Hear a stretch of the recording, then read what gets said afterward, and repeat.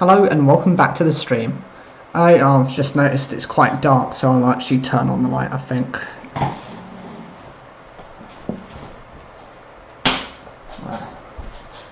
That should be much better there. So, like I said, I will be coming back to do another stream just to help you guys keep entertained and hopefully to raise a little bit more money for the Guts charity.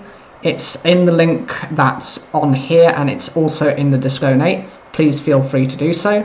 Unfortunately, I haven't been able to provide anyone with any realistic or relevant up-to-date information about donating.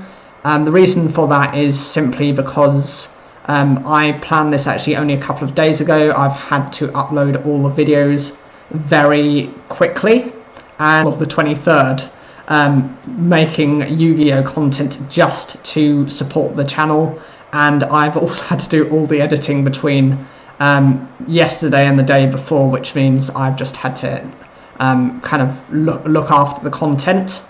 Oh, thank you for the number of people who are subscribing. It's really appreciative. I'm so happy about that. I am doing lots of Yu-Gi-Oh content. That's where my focus is. But I will be discussing other things also within the stream as well. My main focus is Yu-Gi-Oh! I've always had an interest in that, and I have developed kind of a following between that. I don't play it so often now because I am currently in my final year of university.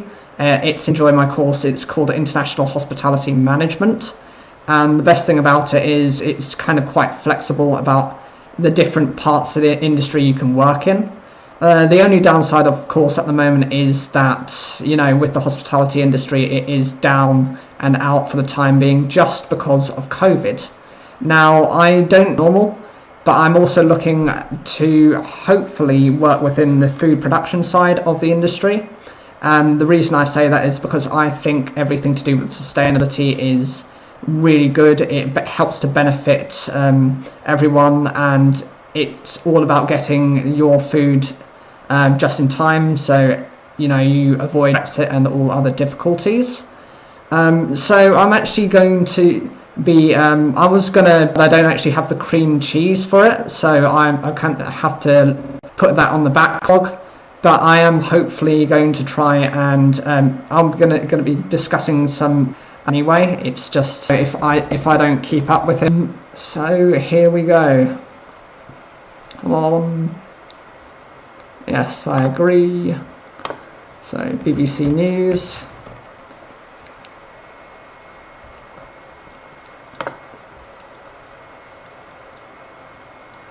I hope all of you, by the way, are doing quite well. I know with the ongoing situation of COVID, it makes life so much more difficult, and it means people aren't able to travel. They're not really able to kind of enjoy themselves as much as they would usually do so. So let's get into a nice topic here. Let's narrow that screen. There you go. And so we've got actually the Queen's speech has just been announced. Every year she gives one at Christmas. Very rarely she will give one maybe at New Year's as well. You have like the honours lists that go out around this time. And obviously, I'm actually in the Tier 4 area for any aid to go anywhere except for emergencies, or for example to collect certain types of food. If you need food, you're allowed to do that. If you're kind of poorly as well, then you're allowed to go and seek medical assistance. But outside of that, you're not really able to do much of anything, unfortunately. I love the fact that the Queen has actually understood that we're all in the same situation, and it's stating that, you know, for someone with that much wealth, she's actually looking everyone else as well. The Queen has used her Christmas Day message to reassure anyone struggling without friends and family this year that they are not alone. She said, "What many people want for Christmas is a simple hug or a squeeze of the hand, but even on the darkest nights there is hope in the new dawn." The 94-year-old praised acts of kindness, saying the pandemic brought us closer despite causing hardship. The Queen, like so many, is spending the day apart from her family. Remarkably, a year that has necessarily kept people apart has in many ways brought us closer, the monarch said in the new broadcast, adding that the royal family has been inspired by people volunteering in their communities. In the United Kingdom and around the world, people had risen magnificently to the challenges of the year, and I'm so proud and moved by this quiet, indomitable spirit. She lamented that people of all faiths have been unable to gather as they would wish for their festivals, but said we need life to go on. For me personally, I am not of any religious descent, although I am part Sri Lankan. My dad is Buddhist, so he's been unable to go to any of the various festivals, that happen, and unfortunately he's not probably going to be able to go to what they usually have, a celebration of the dead at the beginning of the following year. It's just kind of a memory, and it's to commemorate them, and it's just something he can't do. Normally there's quite a mass gathering, you do have lots of people of that kind of heritage. They're not necessarily relatives, but there'll be people of that type of community who would normally gather together. What they would do is I think it's called a dane, and it means you would usually go to like a Buddhist temple. You would take off your shoes at the door, and then you would proceed to go in for prayers. You would have Buddhist monks who would also be offered food, and then once they've eaten as well, once they've done their prayers, you would then be able.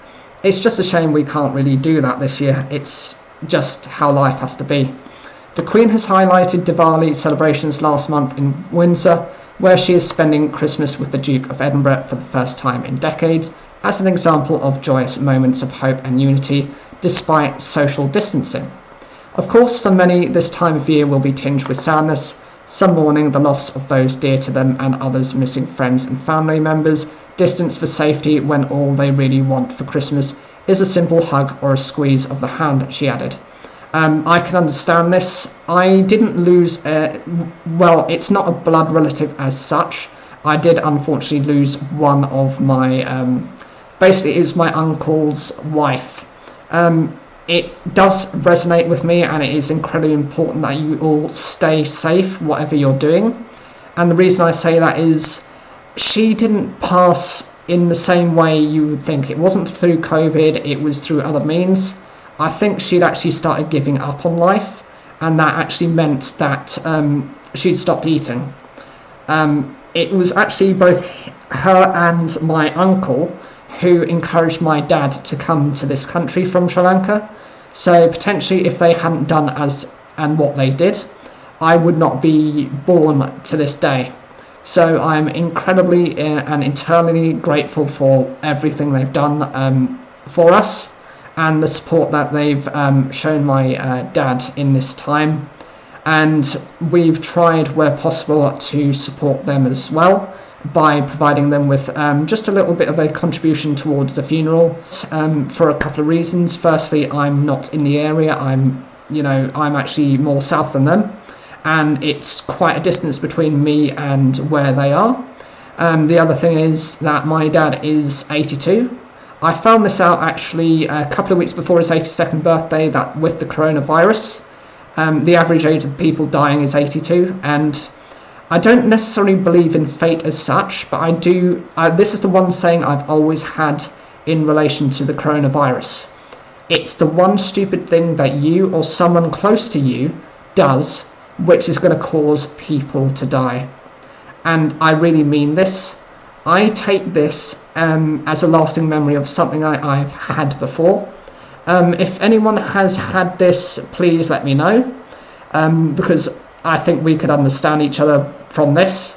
I had something called dengue fever. I don't know what strain of dengue fever I actually had, because there's actually 4 strains of them, but both myself, my mum and my brother all got that at the same time. I was the earliest to pick up the disease. I had it half an hour into a 10.5-hour flight from Colombo Airport, which is the capital of Sri Lanka, all the way back to London Heathrow. I can't tell you how ill I was. I really felt I wasn't going to make it. I know symptomatically I wasn't too bad. I had headaches, I had migraines, I was kind of feverish, well, you know, dengue fever, so I was hot and then cold, shivering, and then I would become quite normal, so my body temperature would kind of shift all the time. I had muscle pain, I really struggled to get out of bed. Luckily it was only for a week, so I've always been the case of, if you've had any viruses that are on any of these types of lists, these watch lists, you are more aware than anyone else is, other than the scientists, about how deadly they can be. You know, it just takes one act to, you know, potentially infect your people around you, your loved ones. Now, continue with this. Of course, for many, this time of year will be tinged with sadness, some mourning the loss of those dear to them, and others missing friends and family members distanced for safety, when all they really want for Christmas is a simple hug or a squeeze of the hand, she added. If you're among them, you are not alone, and let me assure you of my thoughts and prayers. She gave particular thanks to young people, to frontline workers, and to Good Samaritans who have emerged across society, showing care and respect for all. We continue to be inspired by the kindness of strangers and draw comfort that even on the darkest nights, there is hope in the new dawn, she said. Referring to the centenary of the Unknown Warrior's burial in Westminster Abbey, she said, the Unknown Warrior was not exceptional, that's the point. He represents millions like him who throughout our history have put the lives of others above their own and will be doing so today. For me, this is a source of enduring hope in difficult and unpredictable times. For anyone who isn't aware, the UK is one of the worst situations with the virus. There is a debate that's currently going on within Europe as to who's worse. Italy at the moment has fewer deaths counted than us, but based on calculations by the scientific community, they're estimating that Italy might end up, in terms of Europe as a whole, being the worst affected, which would align with what happened in the first part of lockdown, where they had the highest initial spout of cases. Unfortunately, it's how things are, and I mean, the UK has not handled it very well. An area that my parents are is considered, London is considered the worst offender for having the virus now, and that's another reason I've not gone home. I'm not putting my parents in any sort of danger, and I just don't want to be selfish about it. So that's just my opinions on that. Excuse me. Yeah, so in terms of things, for me, the biggest thing to look is, what am I planning to do in the future? So obviously I've mentioned I'm currently in my third year of the degree. I'm taking, this week I've got as Christmas break, and I don't come back until like the second week of January. I'm giving this week as a bit of a time off just to do some streaming, just to add some more YouTube videos, some Yu-Gi-Oh based videos especially. But from basically tomorrow I am planning to get on with studying for the degree. I've got one exam that I need to face, so that's not too bad. And I've actually managed to get some of the other coursework done as well, so that's really good. I'm quite happy with how things are. Thank you, Ninja Squad, for subscribing. My plans are essentially, with the hospitality industry being a little bit shaky at the moment, I'm debating whether to go into a master's degree for next year.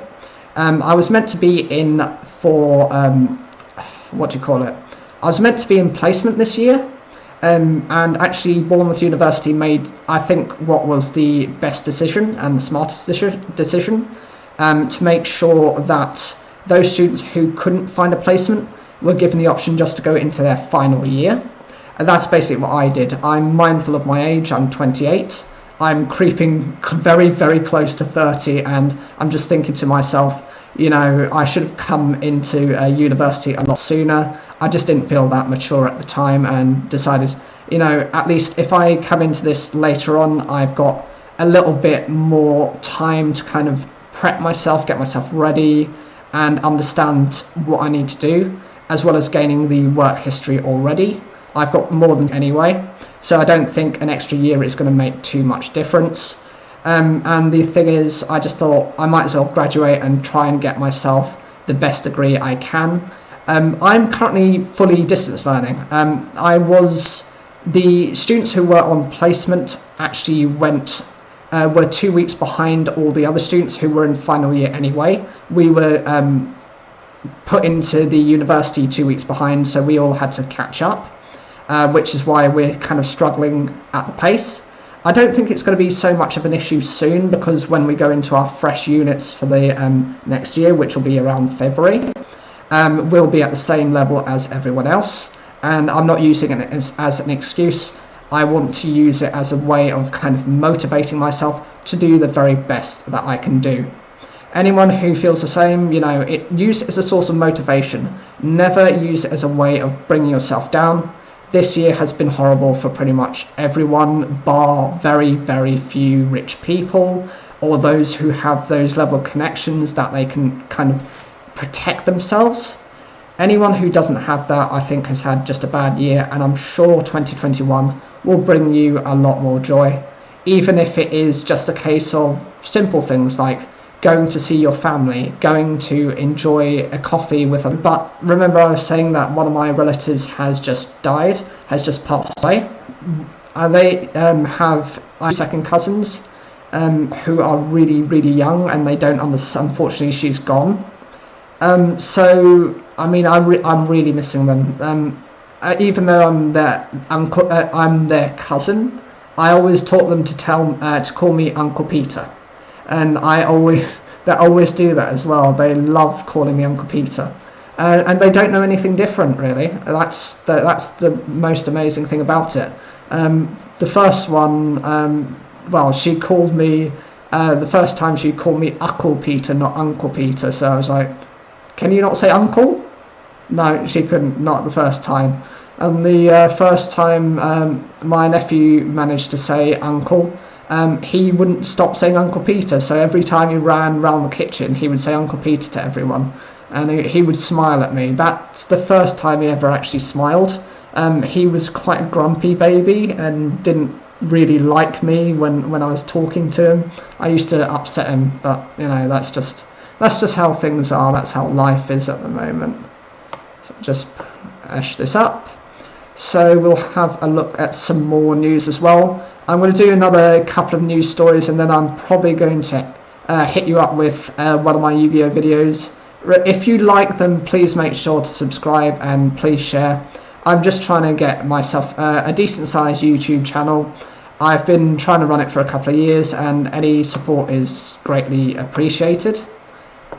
So I'm gonna stay away from politics. I mentioned that in the first stream. So let's go and look at some tech. Let's see if there's anything nice in the tech section. So come on, tech.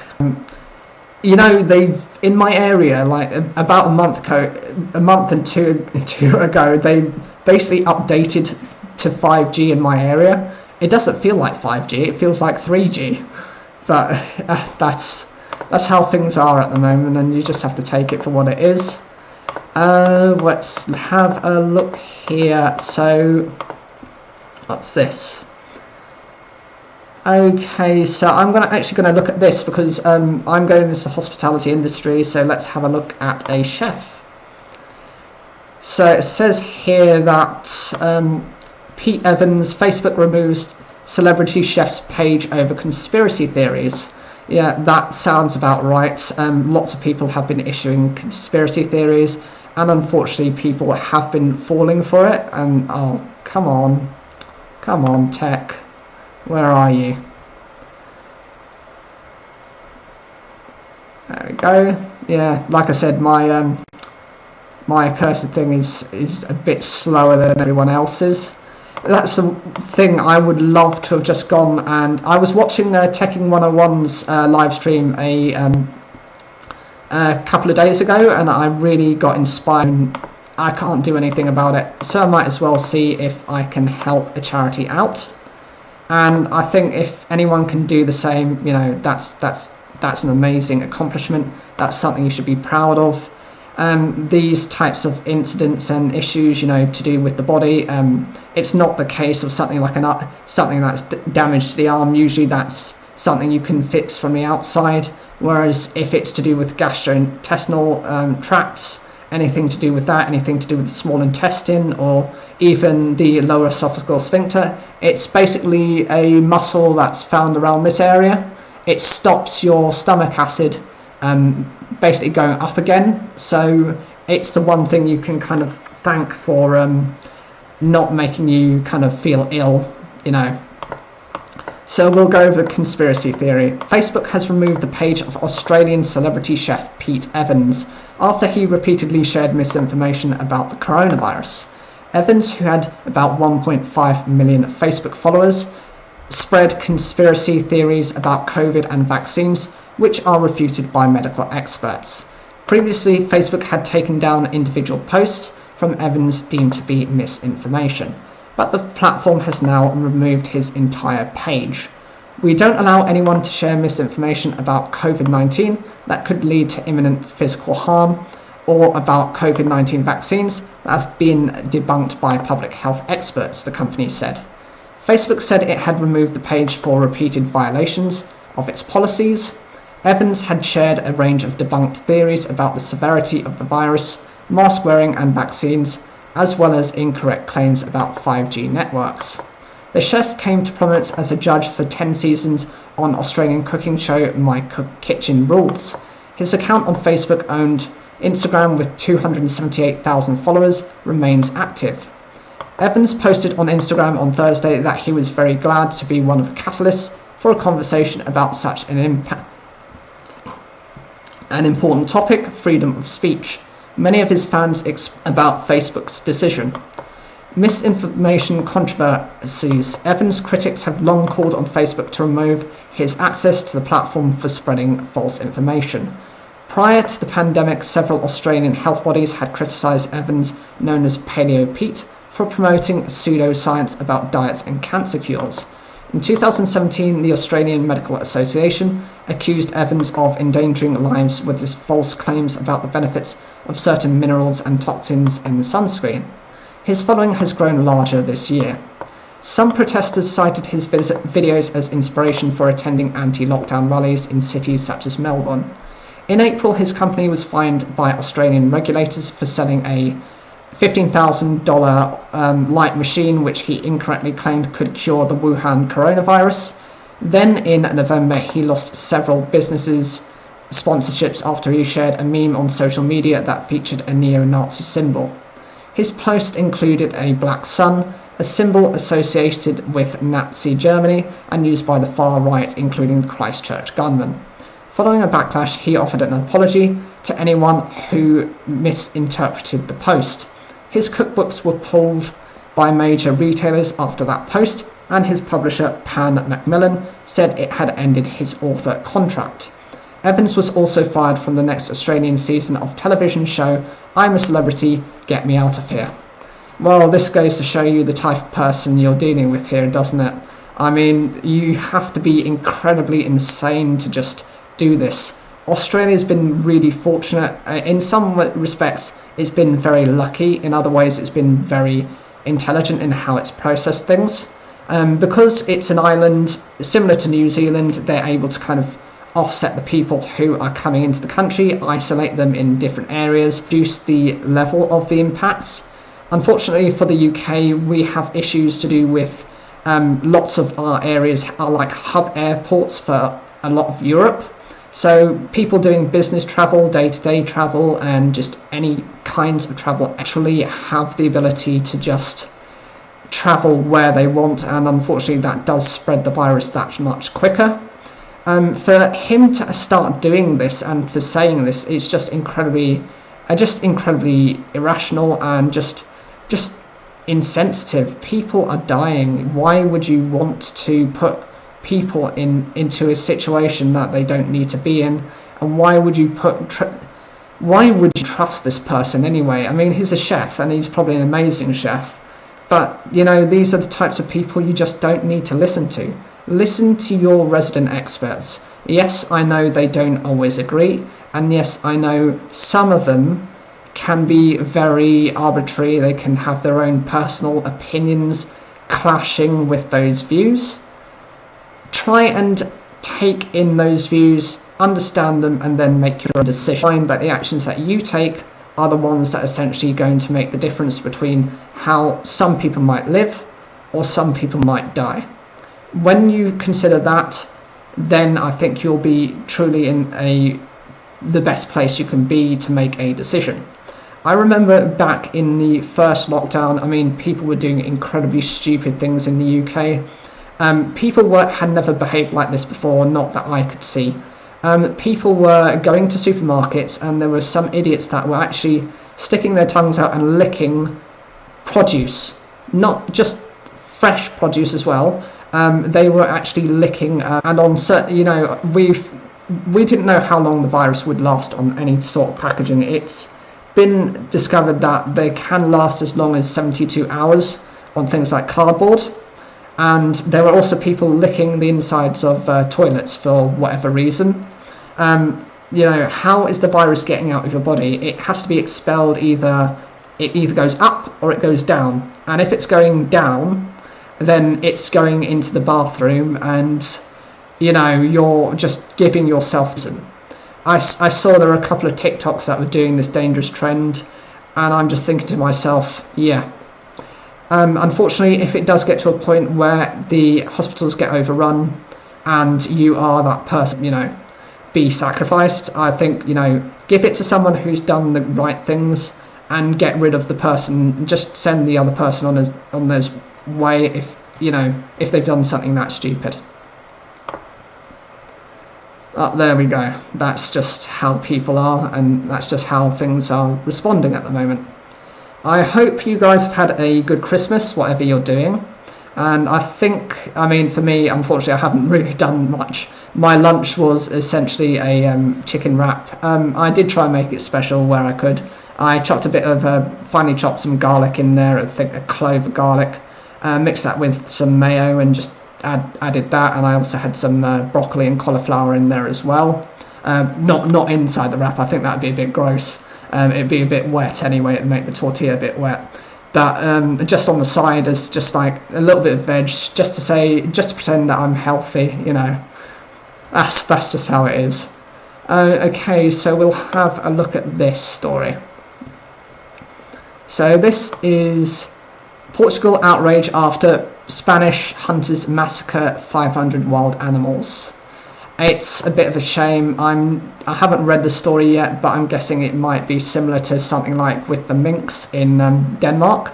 What happened with them is a lot of them were spreading the virus, and unfortunately, that being the case, you know, if you've got the virus, you really have to try and cull things. It's just a shame. So we'll have a look. Portuguese officials have expressed outrage at the massacre of more than 500 deer and wild boar in a hunting zone in the centre of the country. Environment Minister João Fernandes said the killing by 16 Spanish hunters was vile and an environmental crime that should be prosecuted. Pictures of the slaughter were shared on social media. Hunting individual animals is allowed, but in this incident, most of the zone's deer population are said to have died. The killing is thought to have taken place on a farm in the Torabella tourist hunting zone near Azambuja, about 40 kilometres or 24 miles from the Portuguese capital Lisbon, on the 17th and 18th of December.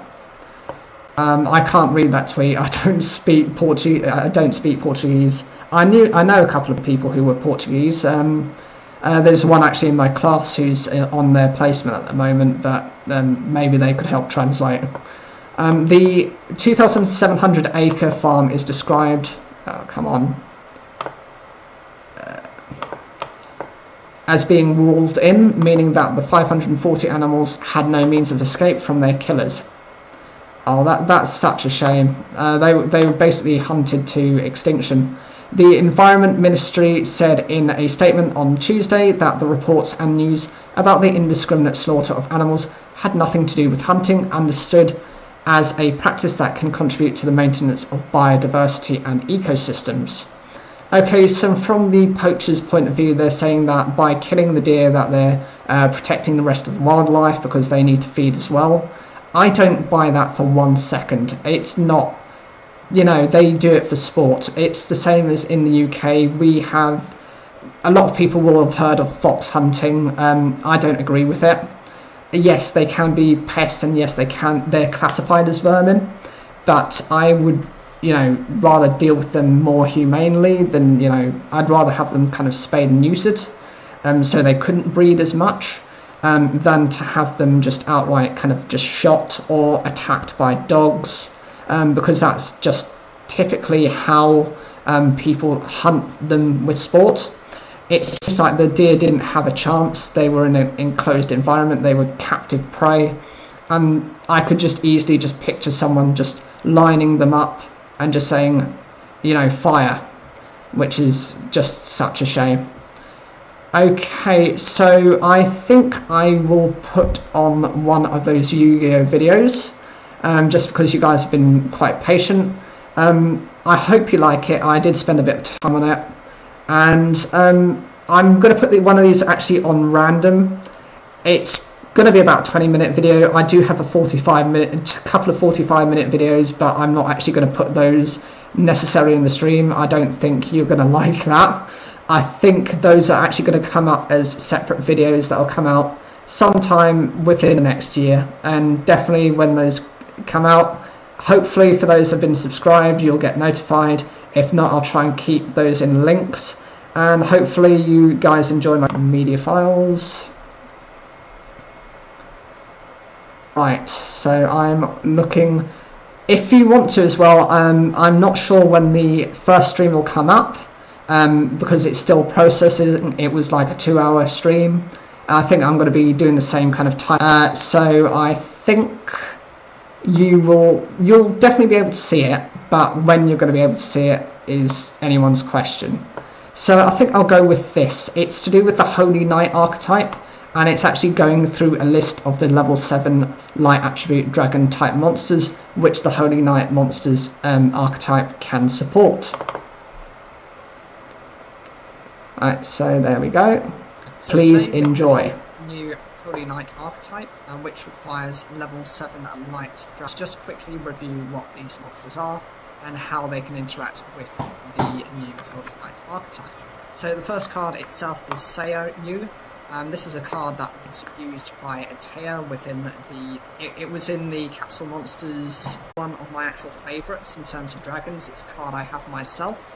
It's called Hyozanru. It's a level 7 light attribute dragon, same as all the others. It's a normal as well, with 2,100 attack and 2,800 defense. Well, within this deck, I think it was used with Wingbeat of Giant Dragon, which returns it to the hand to destroy all of your opponent's spell and trap cards. Next card is Odd Eyes Saber Dragon. This is a light attribute dragon type, level 7, with 2,800 attack and 2,000 defense. Its effect is, if this card is in your hand, you contribute 1 light monster, send 1 Odd Eyes Dragon from your hand, deck, or your side of the field to the graveyard, and if you do, special summon this card. When this card destroys a monster by battle and sends it to the graveyard, you can destroy 1 monster your opponent controls.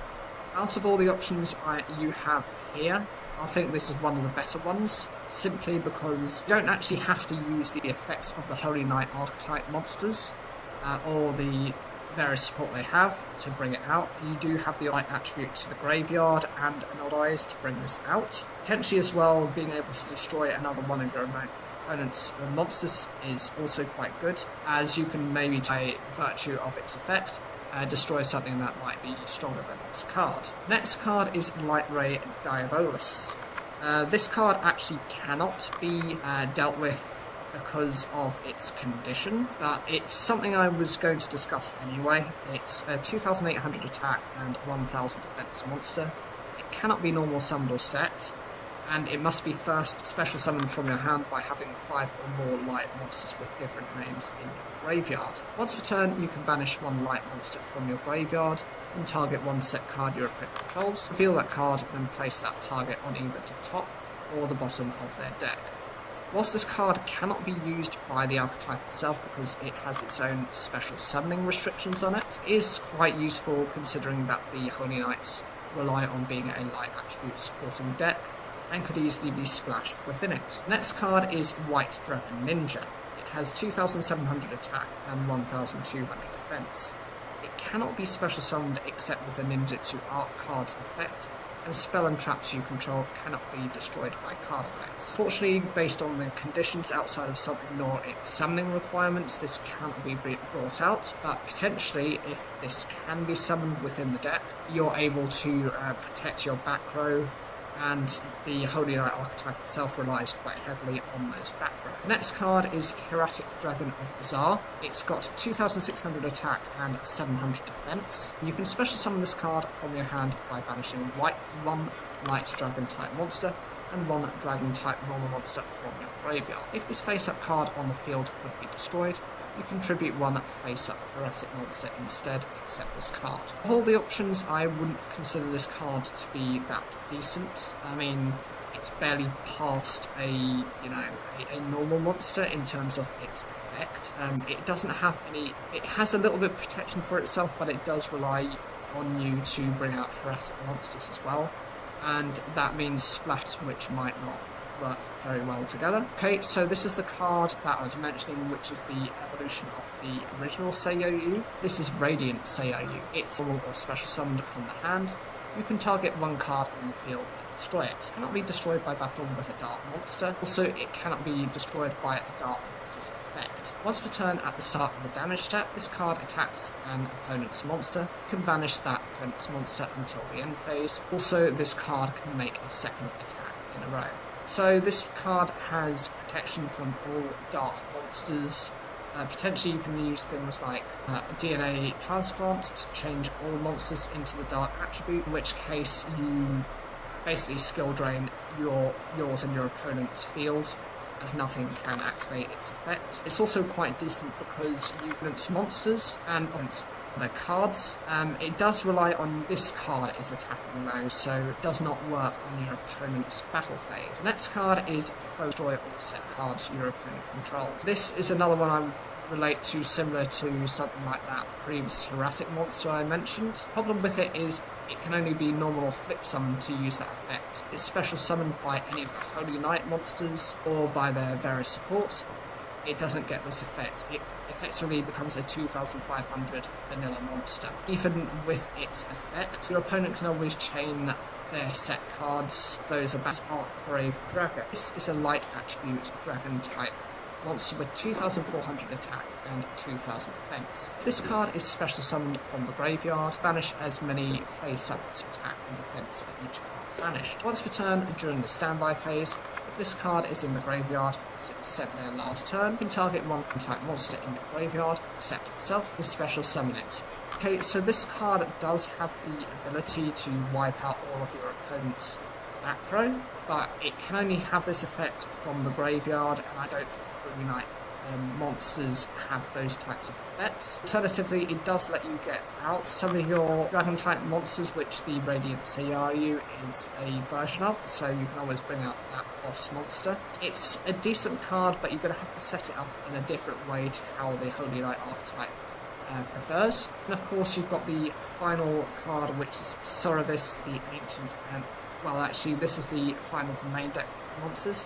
Sorovis the Ancient and Ascended. It's got 2,600 attack and 2,800 defense. Ritual summon this card with Sprite's Blessing. When your opponent activates a card or effect that targets a monster you control, as a quick effect, discard this card, negate the activation. When your opponent would special summon a monster effect, you can return this card to the hand, negate the special summon, and if you do, banish that monster. This card is quite useful for trying to prevent your opponent from using certain effects.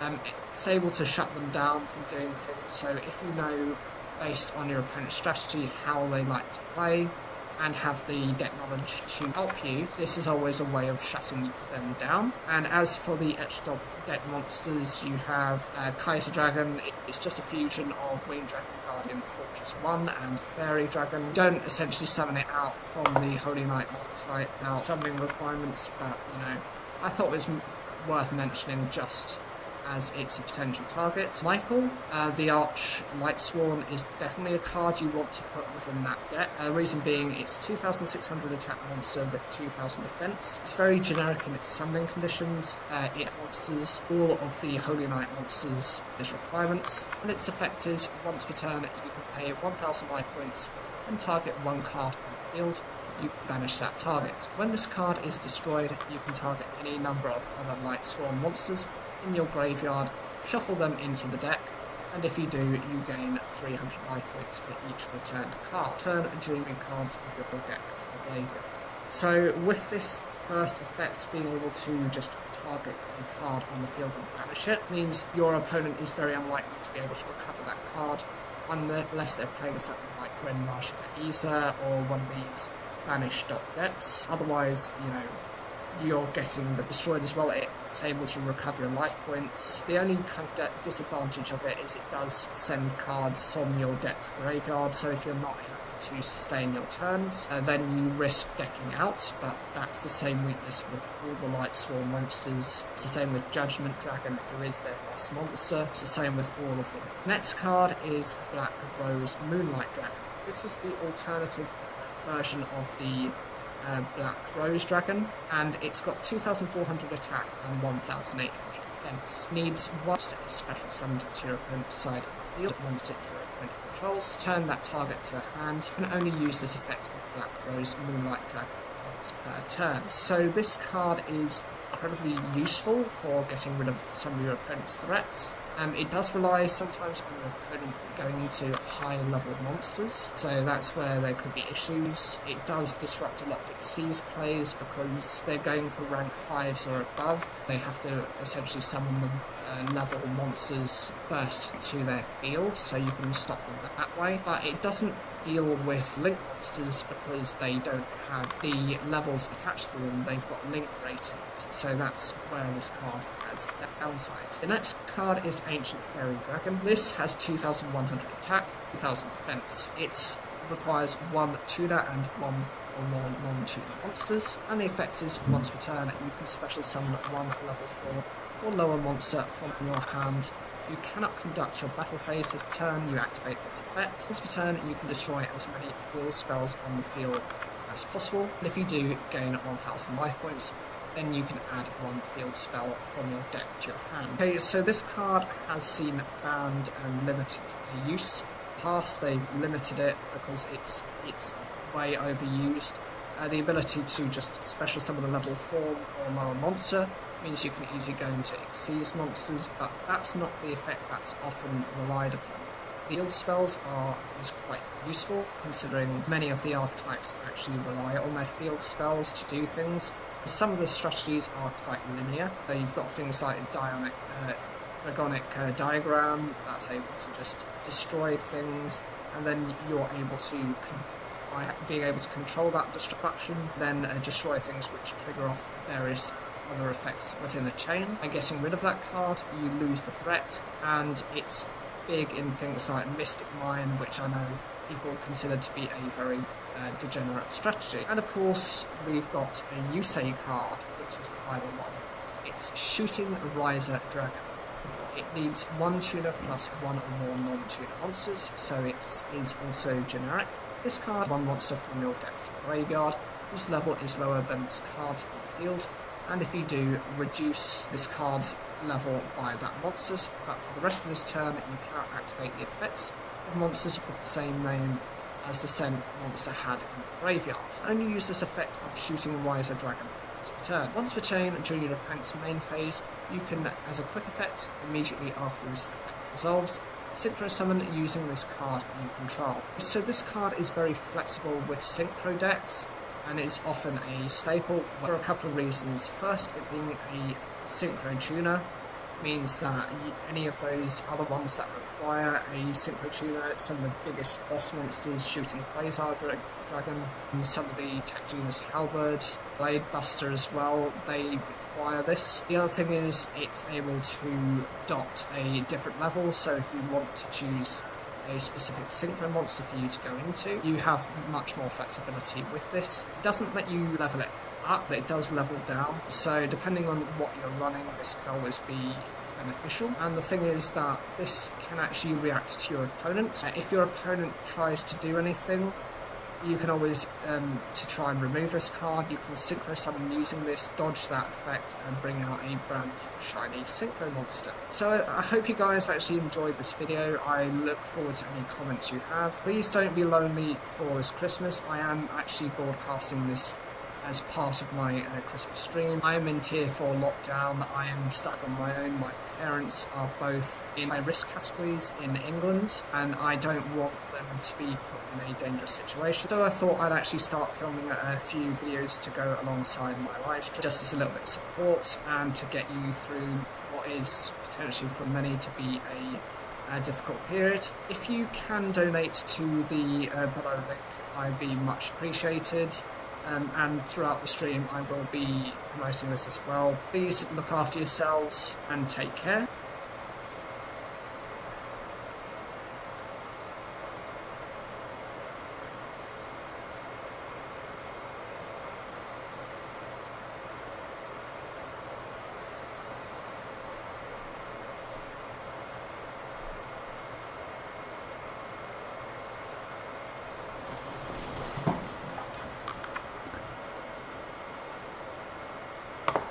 Right, so I'm back now, and thank you for the video actually, because it's just given me a little bit of time.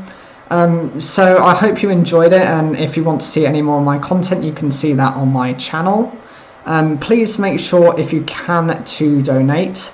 I'm going to bring up the donation somewhere. Hopefully it should be here. Yeah, it should always be at the front. If you can donate, it's just a good idea.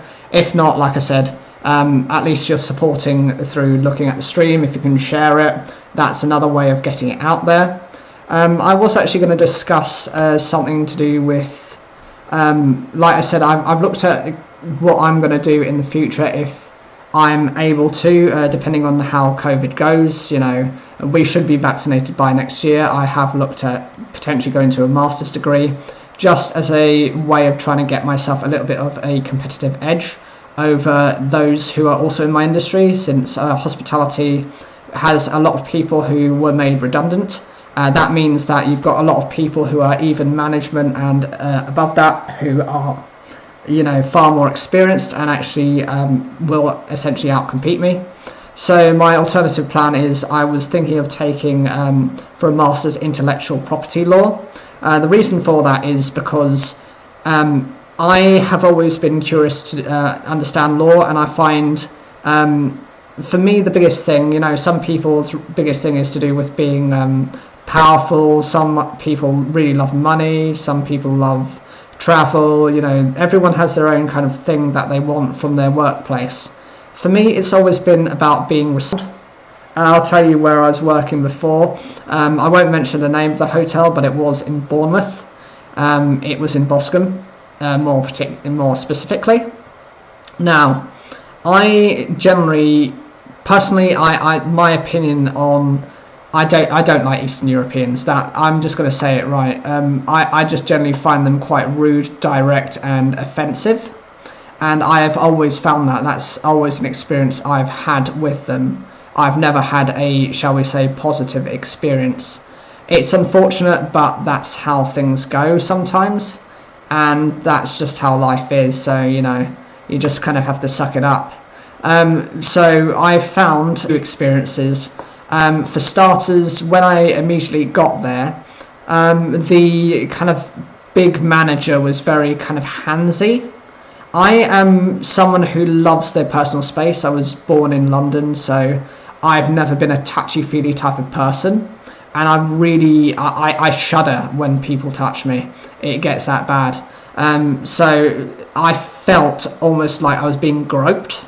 And I can assure you, if I did that as a male to a female member of staff, I'd not only be thrown out the door, I'd probably be arrested and probably be in jail for it, actually. So that was one of the bigger problems. Another issue was I had a member of staff who I found incredibly arrogant.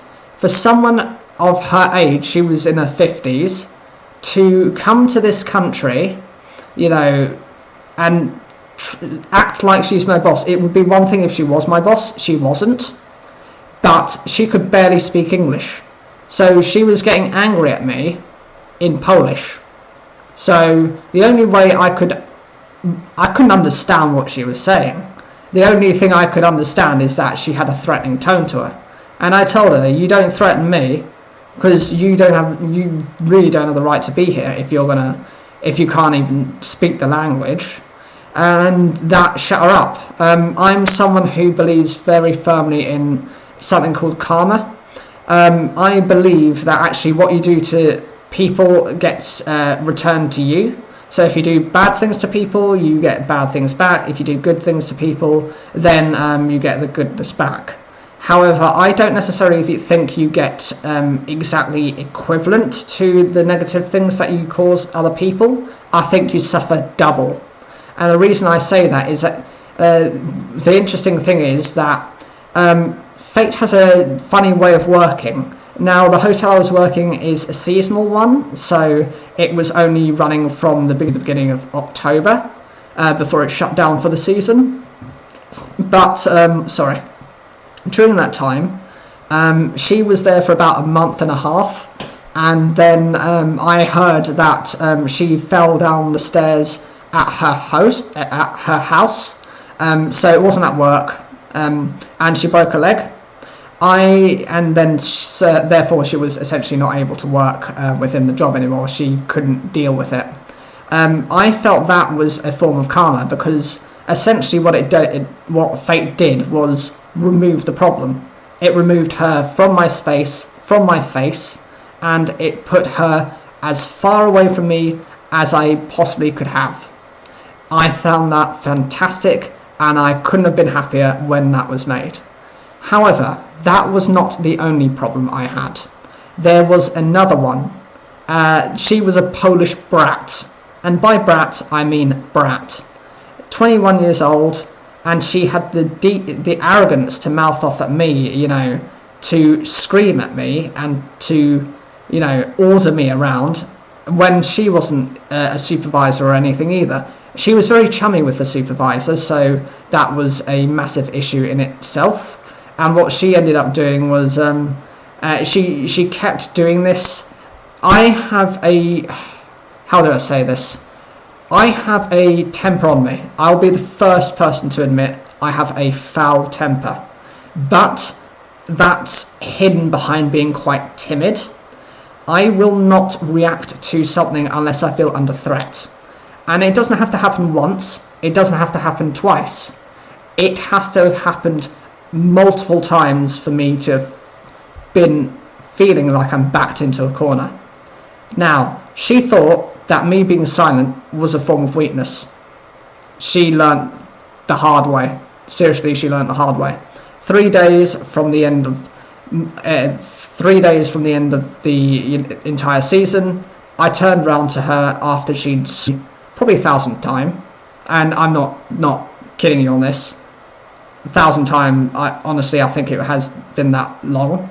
I just turned around. Obviously, it was in the dining room, so I had to be very careful. There were customers around, so I couldn't say it too loud.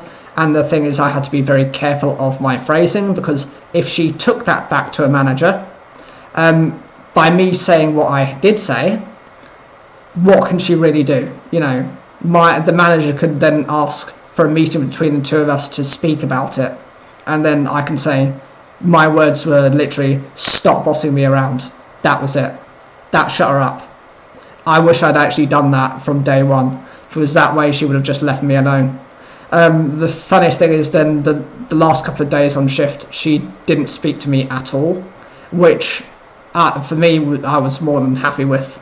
Unfortunately, I did find out about a month into working with her that she was also studying. Luckily, I never actually saw her.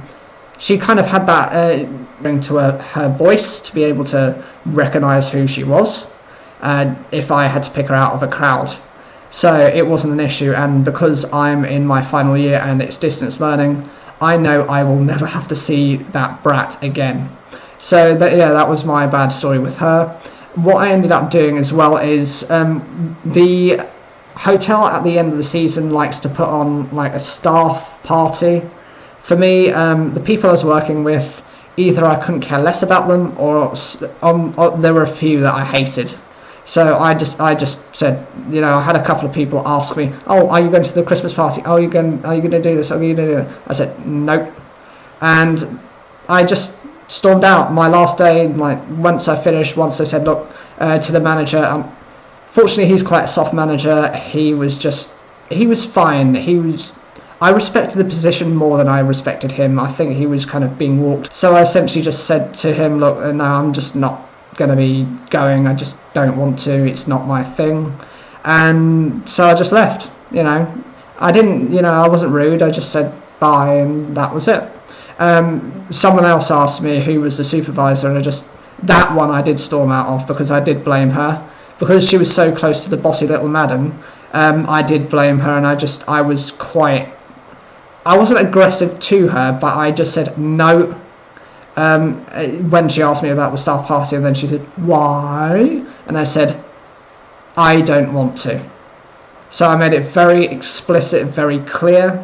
But I've had quite bad experiences within employment as well, so I can give you a couple of other stories. I was working at, there's a football stadium that's near me, and I was basically doing some event work. It wasn't anything big. It was working at their food kiosks. So you were essentially just pouring hot drinks for them, giving them hot pies and things like that, and then checking them out on the till. Doing that, so you would have like two busy periods. You'd have the start before the game, and then you'd have the mid-match interval, where you just get an influx of loads of people. The place that I didn't want to be, the first couple of times I was just put in the one of the quieter ones, one of the ones furthest away from the match itself. So it meant it was one of the quieter ones, easy to practice, more relaxed, and it was fine. And then they shoved me into the one, I think it was called Kiosk 1. It was a nightmare. Everyone was there. It was just a massive queue. I could barely deal with the people that were there. They were just aggressive, and also there were certain rules that we have to have in the obviously you've got your basic food standard rules where you have to handle food carefully. You need to make sure your hands are clean, you need to make sure that the area is clean, all of those conditions. That's fine, I have no issues with that. But to give them bottles of drink, I can understand for obviously the alcohol to have to remove the cap for them, because otherwise, you're not exactly going to hand each of them a bottle opener, are you? So you had to do that. But you had to do that with the fizzy drinks as well, because essentially what some people would do is they would kind of half loosen it, shake it up, and then, fire it off at rival fans. I did have some of the staff were just quite bossy. Again, they were just... some of them were younger than me. I just thought, I really don't need to be mouthed off by a brat. That's my biggest issue, really, in life. I respect my elders. I don't respect those that are younger than me. I think, actually, in a number of cases, they're not as talented, or they've been put in those positions where possibly they haven't deserved them, and, that's just my opinion of it. I do have another example as well. It was back in my first job. It was horrible when I was working in the... it was a canteen for a company that I won't be mentioning, but it's one of the big contract catering companies, so you will have heard of them probably.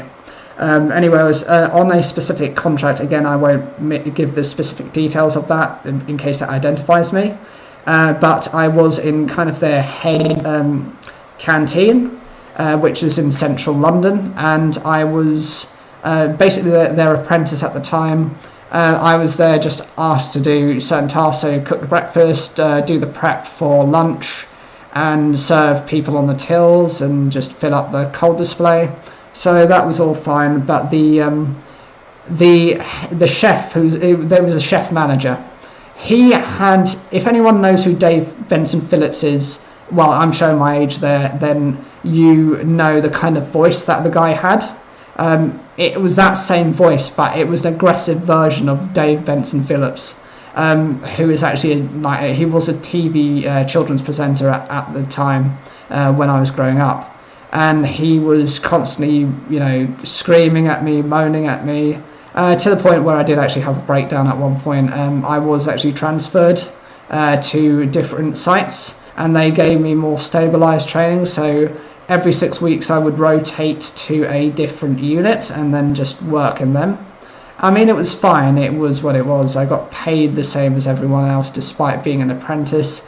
I was respected okay, and then eventually I actually worked through the Olympics at both Stratford and Wembley Park, which was also fine. I was more than happy to do that. I earned a bit more money through the overtime, the extended hours.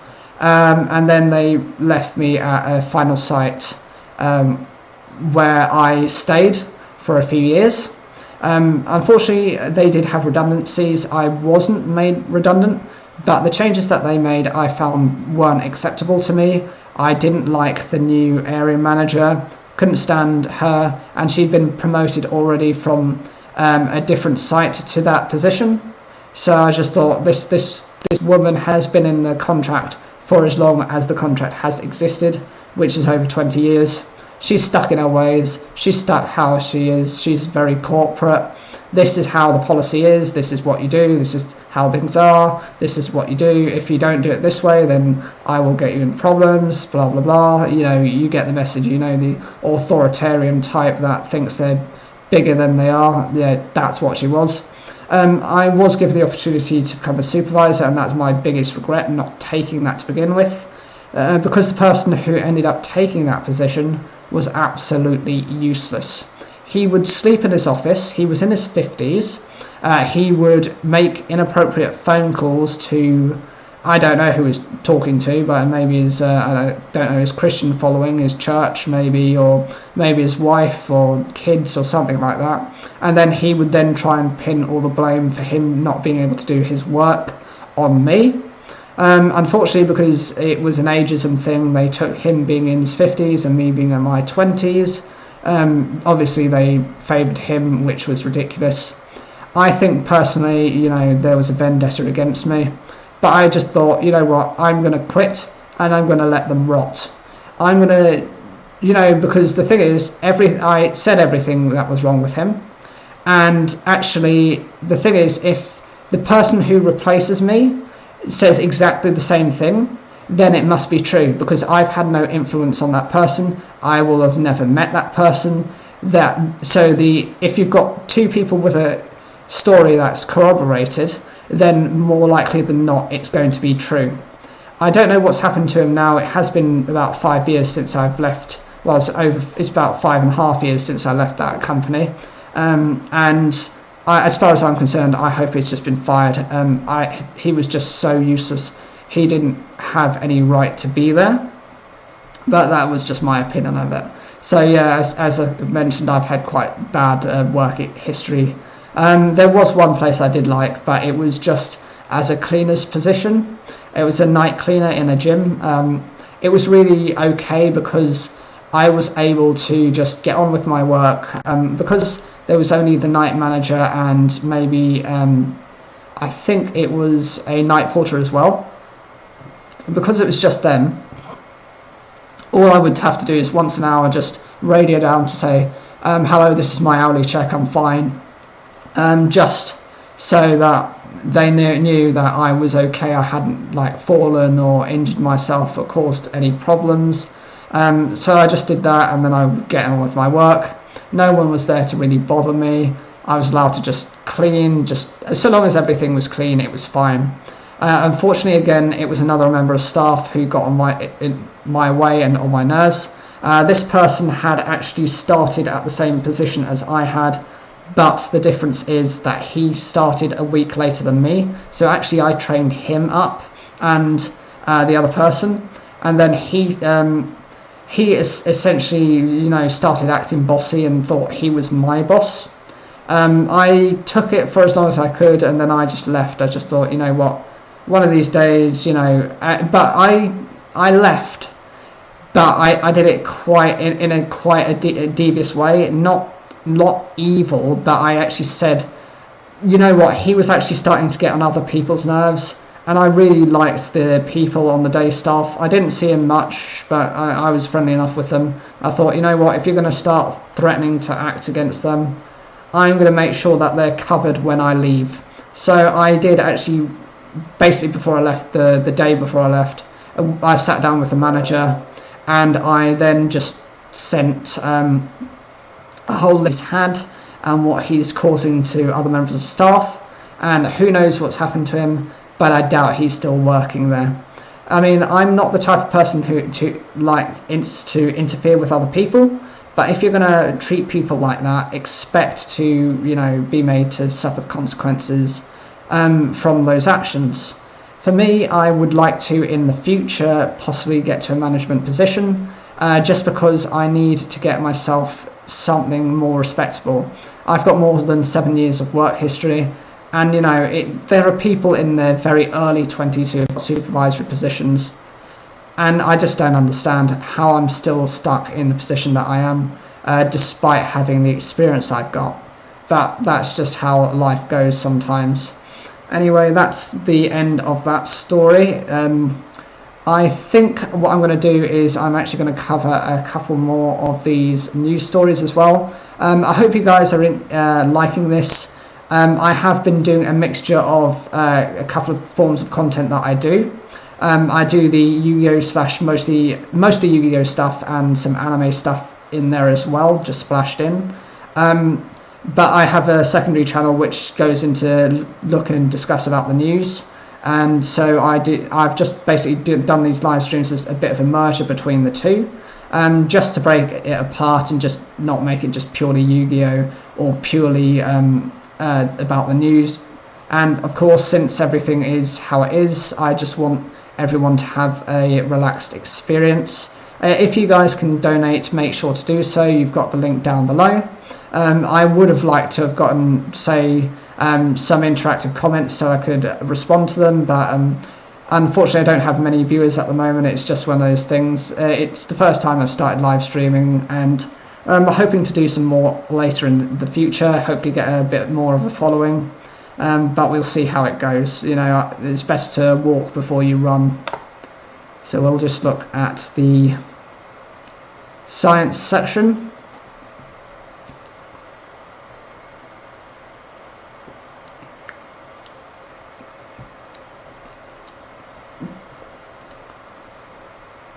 So here we go, the coronavirus variants and mutations, the science explained. This will be quite interesting considering that the UK has found a new strain and also has ended up getting a strain from South Africa. This discovery of 2 variants of coronavirus has triggered alarm. Scientists are racing to find out whether these variants are more transmissible or could present challenges for the COVID vaccine. All viruses naturally mutate, and SARS-CoV-2 is no exception, accumulating an estimated 1 or 2 changes a month. Mutations are usually a chance event that will have little impact on the properties of the virus, says Dr. Lucy Van Dorp, an expert in the evolution of pathogens at University College London. The very majority of mutations which we observe in genomes of SARS-CoV-2 are there as passengers, she says. They don't change the behaviour of the virus, they are just carried along. But once in a while, a virus strikes lucky by mutating in a way that positively affects its ability to survive and reproduce. Viruses carrying these mutations can then increase in frequency due to natural selection, given the right epidemiological settings, Dr. Van Dorp says. There is now a frantic push to work out if this is the case for the variant first detected in the UK, which appears to be spreading unusually fast. A similar but unrelated variant has emerged in South Africa, with a small number of cases now reported in the UK. The fact both have mutations in a gene, protein that encodes the spike protein which the virus uses to latch onto and enter human cells, is particularly worrisome. The UK variant has 14 mutations that cause a change in protein building blocks, amino acids, and 3 deletions, missing bits of genetic code. According to the World Health Organization, some may influence how fast the virus spreads. One mutation in the spike protein known as N51Y has been detected in several variants, including the one from South Africa. Lab experiments suggest this mutation may help the virus bind to human cells, according to the Centers for Disease Control and Prevention. Another mutation in the spike protein is thought to be of biological significance, according to the WHO. A deletion at position 69-70 has been linked in the past to mink farm outbreaks and in patients with weakened immune systems who can incubate the virus for several months. The deletion may give some clues to how the variant evolved, perhaps in a patient with a weakened immune system who was unable to fight off the virus, enabling it to linger in the body for several months, accumulating mutations along the way. The current thinking is it's evolved so many more mutations, mutations in the context of chronic infections, says Professor David Robertson of the University of Glasgow, who is part of the COG UK COVID-19 Genomics UK Consortium, which has analysed the new variant. A connection with mink is thought highly unlikely. There's no evidence mink or any other animals are involved, but it seems sensible not to rule it out, says Professor Robertson. Scientists are now hurrying to carry out tests to find out more about the mutations seen in the UK variant, which has also been spotted in Australia, Denmark, Italy, Iceland and the Netherlands. The variant found in South Africa, which has one of the same mutations, is also causing concern. It shares the same mutation in the spike protein, but has arisen separately. Other mutations are being investigated. There are strong suspicions both variants may be spreading faster than expected, but this is still unclear. SARS-CoV-2 has been at the heart of an unprecedented international scientific effort since early January, when researchers in China released the first genome sequence. Scientists have now sequenced over 250,000 SARS-CoV-2 genomes, which have been shared on open data platforms. By taking a swab from an infected patient, the genetic code of the virus can be extracted, being read using a sequencer. The string of letters or nucleotides allows genomes and mutations to be compared. It is thanks to these efforts and UK testing laboratories that the UK variant has been flagged so quickly as a potential cause of concern. Dr. Van Dorp says, scientific information is now being shared at an astonishing rate. A key question is whether the mutations might have implications for the effectiveness of vaccines, although many experts consider this unlikely, at least in the short term. This will become increasingly important as vaccines are rolled out so that any plausible candidates can be identified early, followed up and tracked, Dr. Van Dorp says. Longer term, we may be required to reassess the composition of the vaccine and its delivery strategy, so these efforts will be vital, though for now it is too early to say. For me, this is really concerning, that the fact that the virus might have the ability to mutate beyond the vaccine. I mean, you could get to a point where don't say I'm not an anti-vaxxer, I'm not one of those types of people. You know, the vaccine as it is fine, so you need to take it if you're given it, or given the option anyway, because, you know, for the UK it's based on age and disability, and then it goes through the population that way. So at the moment they're dealing with those kind of in their late 80s, get his relatively early as well. I think it was the week after, I think it was the week straight after the first person got the vaccine, so he was very lucky. But generally speaking, if it can mutate beyond the vaccine, we might be in the same place we are right now, or actually back in March, because, you know, we will have to wait for a new vaccine to be developed to to offset this issue. So I will let's look at business as well, and I'll just look at business once, and then from there I will then put on one more video before doing just talking at the end of the stream and thanking everyone, and then that will be it for the stream. So Brexit deal is best Christmas present I could have. So this is a human interest story. They're just looking at different people.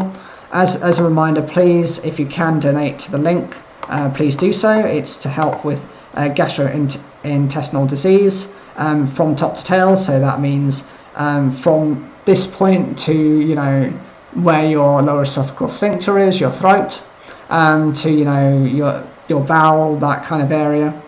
It says the UK and the European Union have a Brexit trade deal, ending months of disagreements over fishing rights and future business rules. For companies already reeling from the impact of coronavirus, who feared disruption at the borders and the imposition of tariffs or taxes on imports, it's a major relief. But from the 1st of January, there will still be big changes for businesses. We talked to the bosses of 6 different firms about how they will be impacted. So for this person, it's worth tens of thousands of pounds to him. Brian Griffiths, a sheep farmer based in Devon, says the deal is the best Christmas present he could have had. He's delighted and relieved. Mr. Griffiths, who is the chairman of the National Sheep Association, has 900 breeding sheep that are in lamb. These lambs are due to be sold in the summer and autumn of 2021, so he is tied into a long production cycle. About 40% of British lamb is sent to the EU. If there had been no deal, reverting to WTO or World Trade Organization tariffs would have driven down the price of lamb, leaving sheep farmers with potentially larger losses. It's worth tens of thousands of pounds to me. My livelihood, my income was at stake here, he says. I now feel so much more confident that I can produce my lamb and knowing I have a good tariff-free market for them. It says for this person we need 6 months to prepare. John Swallow is the co-founder of Jordan Freight in Felixstowe, Suffolk, a European transport specialist and freight forwarder. He is concerned about the amount of additional paperwork that will be needed at the border and how this will impact his customers and the 10,000 lorries that go backwards and forwards between France and the UK a day. I'm scratching my head. If they said they were giving people time to look at their businesses and how things are going to change, such as the time of deliveries, which will change massively, why wouldn't you add an implementation period on, he asks. A high proportion of businesses have been waiting for this deal to see how to prepare. Now they can. They've got literally 7 days and no one's in the offices. There needs to be an implementation period of at least 6 months. He says a test was done in France a few weeks ago where they started checking drivers' passport details, which takes 30 seconds a person. The test instantly caused a tailback in Dover of about 5 miles.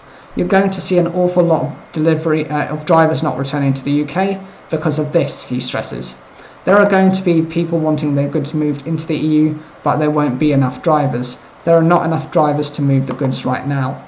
People have been paying astronomical costs to get their goods moved. It's going to be quite a hard sell to get them to come here. Postponed VAT payments is massive for us. So Stephen, come on, I scroll down a bit too much. There we go. Stephen Britt is the managing director of Anchor Storage in Suffolk, a warehousing firm that stores imported goods and then sends them out to customers. He says he feels blessed relief that the Brexit trade deal has been agreed and that there will be 0 tariffs and 0 quotas with the EU. In particular, Mr. Britt is excited about the fact that from the 1st of January there will now be a system in place for postponed VAT payments.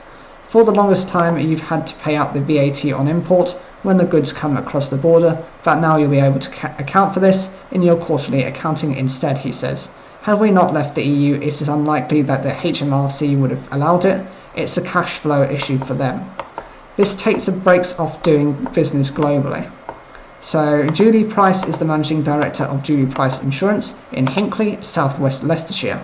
While the Brexit trade deal does not affect her firm directly, it has a key impact on the exporters and importer customers she insures, as she says this will make it easier for them to trade. With the trade deal done, Ms. Price now hopes the government's focus will be on improving the economy. We need flexibility and we've always been good at doing business with people globally. This takes the brakes off, she said. We don't need 27 countries telling us what to do. Let us go. This gives us the freedom. And there's another one who says there is still hard work ahead. Ed Salt, the managing director of Delamere Dairy in Cheshire, is relieved a deal has been done, but remains cautious about what lies ahead after the 1st of January.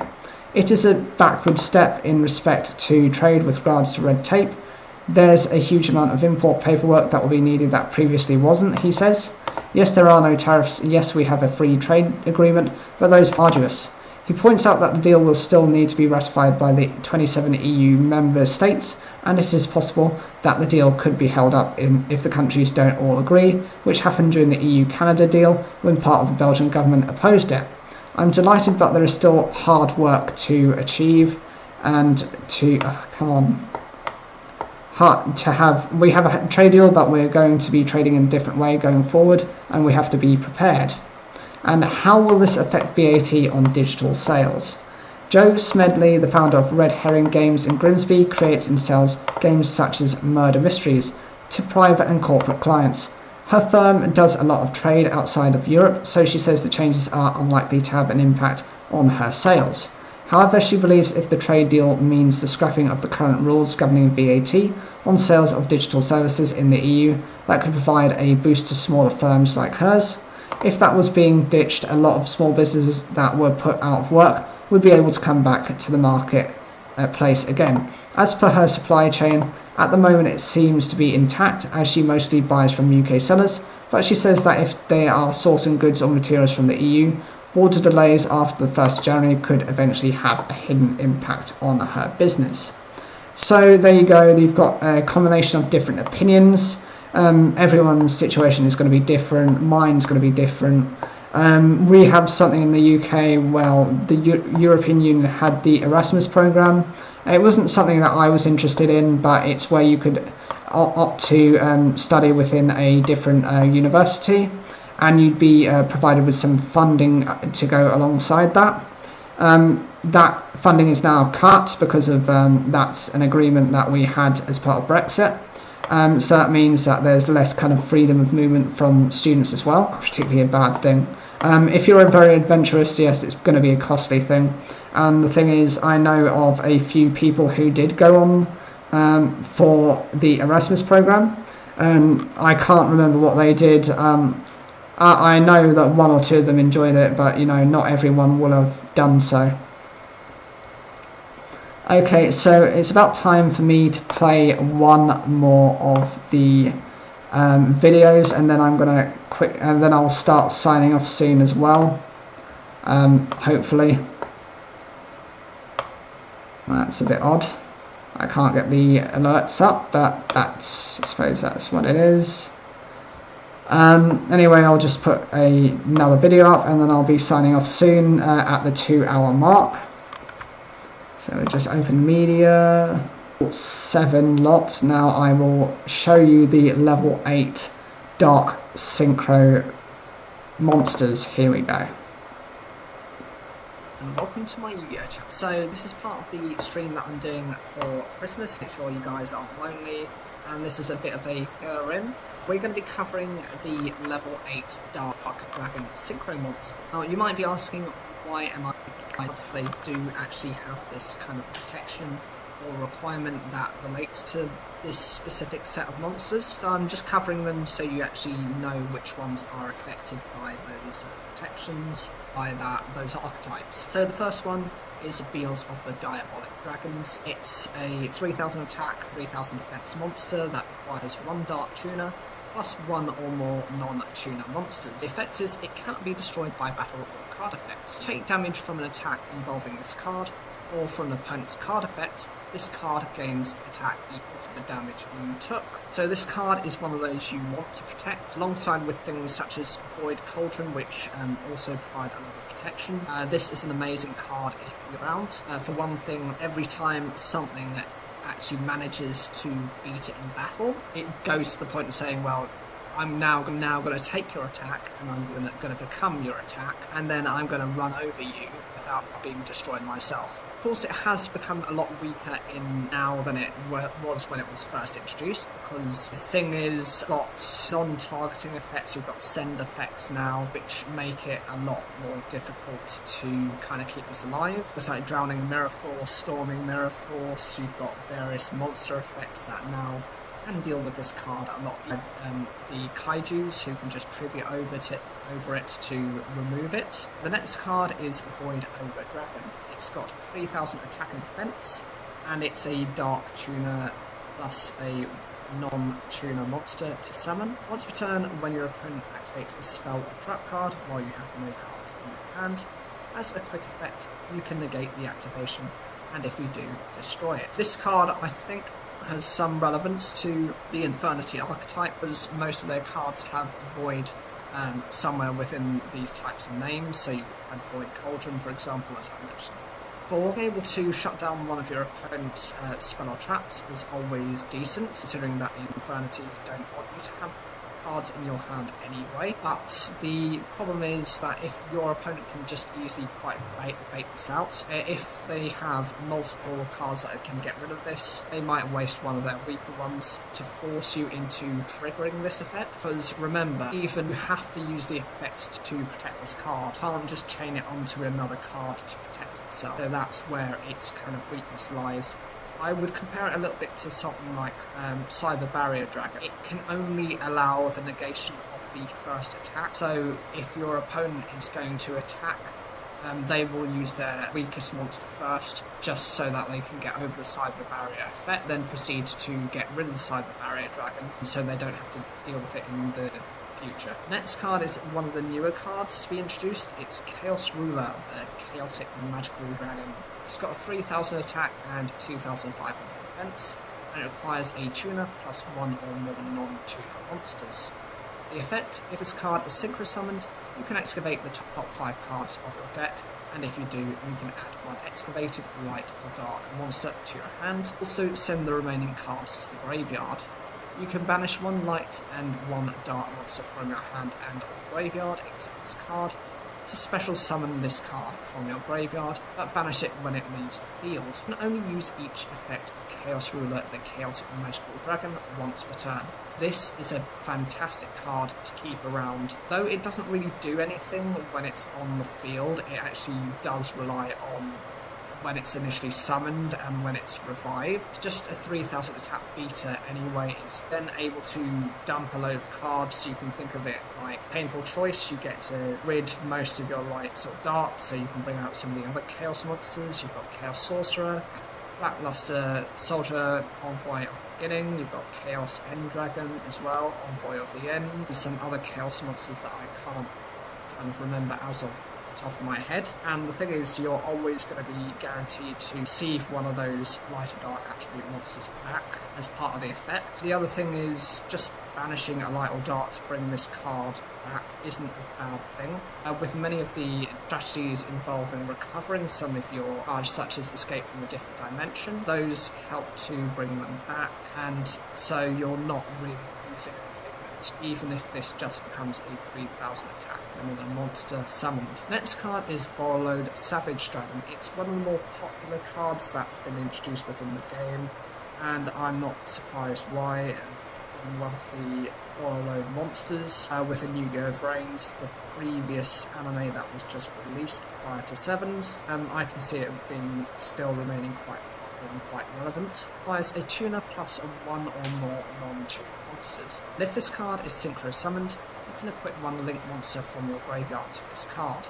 And if you do, you place more counters on this card equal to that link monster's rating, half the attack of the monster equipped to it by its effect. When your opponent activates a card or effect as a quick effect or counter from this card, negate the activation of Savage Dragon once per turn. This card is very versatile for what it can do, and actually relies on what you've got in your graveyard. If you've got a powerful link monster, say a link 3, that's 3 counters, that's 3 negates, even though you can only use 1 negate per turn. That's not really an issue unless your opponent has multiple ways of getting rid of this card. Alternatively, some people use this card when this is joined with some other cards. There is other support cards, in which case this card might not even need to use its effect immediately. Might use it a little as a secondary effect, might use it a bit later down the road, just because it will place you in that much advantage. And maybe there are certain effects that, such as Crystal Synchro Dragon, requires you to gain monster effects, so it's often better to use that first, whereas this can negate essentially anything. The attack point boost is also quite useful. It's similar to something like Destiny Hero Plasma, in that it gains half the attack. You can equip something that has, say, 3000 attack. This becomes a 4000 500 attack monster, and that's not easy enough to get over. Odd Eyes Winged Dragon. It's a pendulum monster and it's a synchro monster at the same time. 3000 attack and 2500 defense. Its pendulum scales are both 10.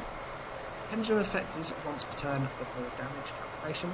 If your monster battles an opponent's monster, gain attack equal to the opponent's monster's attack until the end of the damage step. Monster effect, it requires a Dark Tuner plus 1 non-tuner clearing monster. If this card in the monster zone is destroyed, you can place this card in your pendulum zone and only use one of the following effects of Odd Eyes Winged Dragon per turn.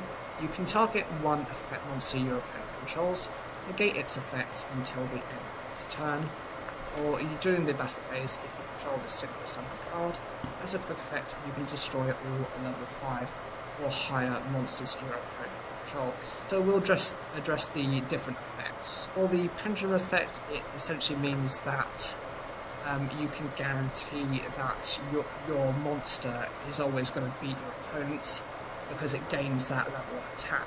It's a guaranteed hit, but it does have the disadvantage of being a once per turn effect, which means if your opponent can spare the life points or can reduce the damage, they might do that just to get rid of your monsters, or essentially try and Mystical Space Typhoon this card first to avoid. The second part to do with the monster effects now is being able to negate an effect of an opponent's monster is useful if you know what your opponent is playing, but it does mean that this card has to have been destroyed, so your opponent has some control over that.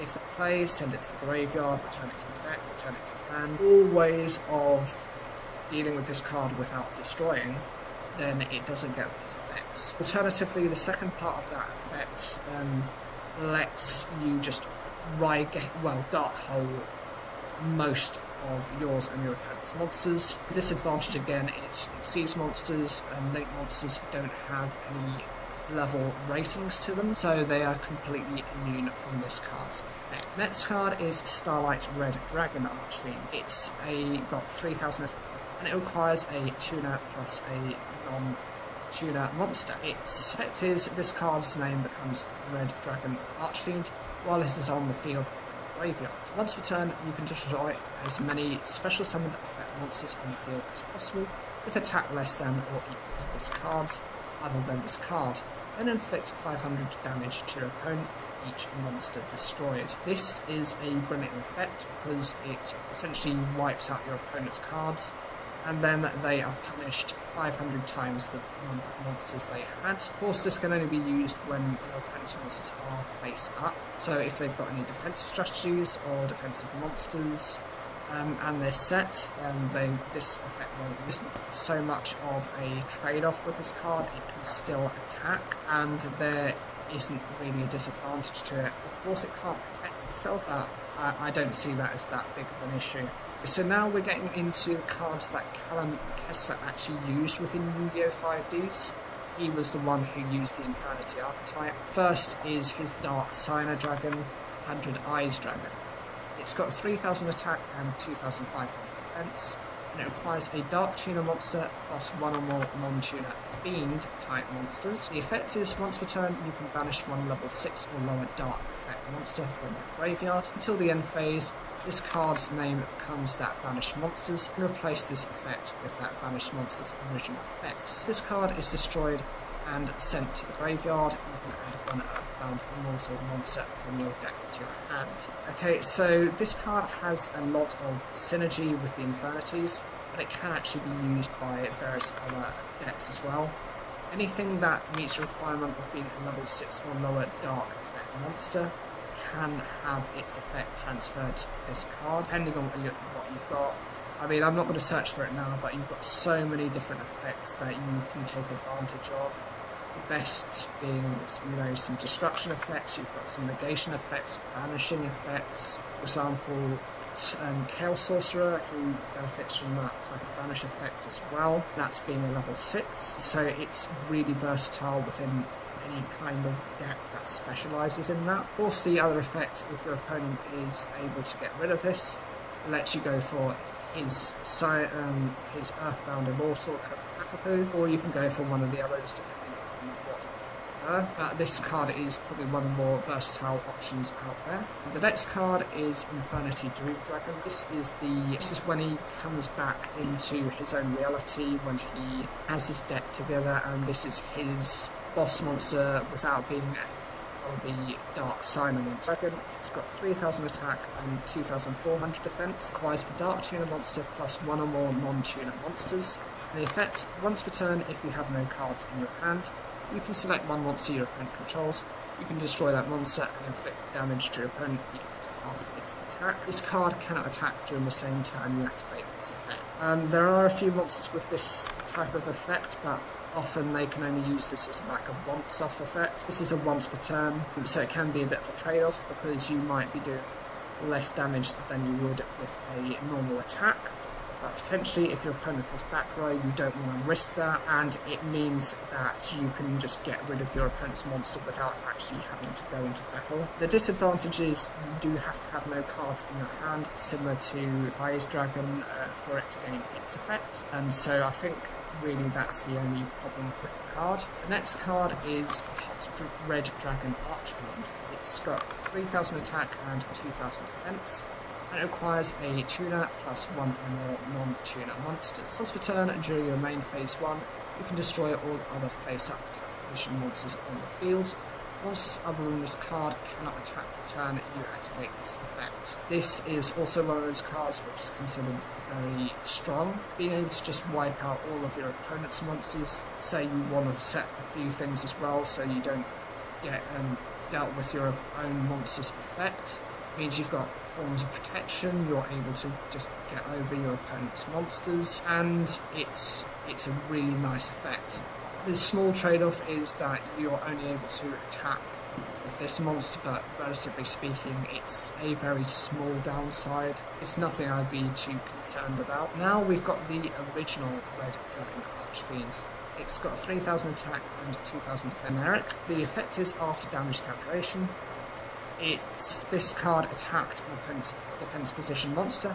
You can destroy all defense position monsters you control. Once per turn during your end phase, destroy all other monsters you control that did not declare an attack this turn. This card must be face up on the field to activate and to resolve this effect. Okay, so you can consider this a bit like the opposite of the previous monster I mentioned, which was the Hot Red Dragon Archfiend, because this goes after all your opponent's monsters who are in Jack Atlas's terms too cowardly to wage an attack. It's a decent effect depending on what your opponent is playing. If they're playing a defensive deck, Subterrors, I know it's not meta, I know you've got other cards as well, other defensive decks, wipes are all clear.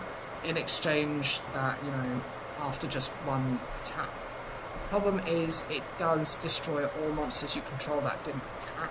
When running this card, it's either better to have cards with some kind of protection, and so they don't get destroyed, or maybe consider tuning them or using them in some way, or even using this card as synchro material so you don't have to deal with this effect afterwards. The next card is another one of the Signer Dragons. This is Black Winged Dragon. It requires, it's got an attack of 2800 and defense 1600, and it requires one tuner plus one or more non-tuner monsters. If you take damage from a card effect, you can place one Black Feather counter on this card.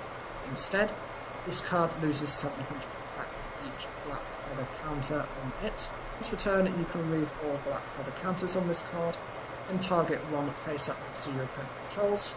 That target loses 700 attack for each Black Feather counter you removed, and if it does, inflict damage to your opponent equal to the attack lost by this effect. This is very situational and does require either you or your opponent to start using burn effects. I would suggest actually burning yourself with that effect because you've got more control over that. Essentially, you might be able to generate more of these Black Feather counters. It's like Fatal Abacus are ways of triggering this effect. And of course, being able to limit your opponent's attack, their stats, is always a good thing. Of course, it also does some burn damage as well, so even if you're doing any amounts of burn damage, remember you're getting a counter each time it does this effect, so it doesn't matter if you're taking 100 damage or 1000 damage. it's better to take as minimal as possible, but as frequent as possible to keep recycling this effect. And remember, once those counters are gone, this card goes back to its normal 2800 attack, so it can be used in that way. Next card is the alternative version of Blackwing Dragon. This is Black Feather Dark Rage Dragon.